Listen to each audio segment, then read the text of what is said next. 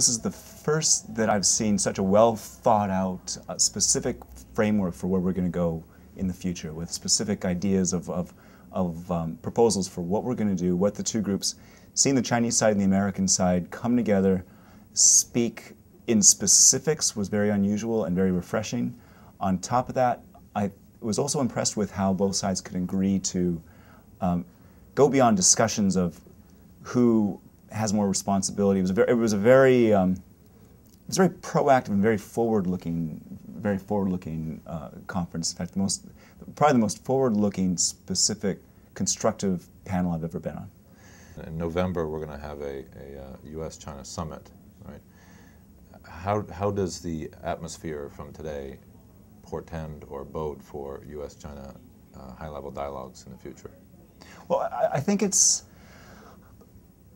on one level it's good, and I think the problem is the implementation. I think that from this discussion, and one of the reasons why I like having it spelled out so specifically, that many times you'll have leadership, people at this level will get together and agree on importance of climate change and importance on why we need to do things, but then just leave the messy bits, the more difficult bits, the actual implementation and specifics of what needs to be done.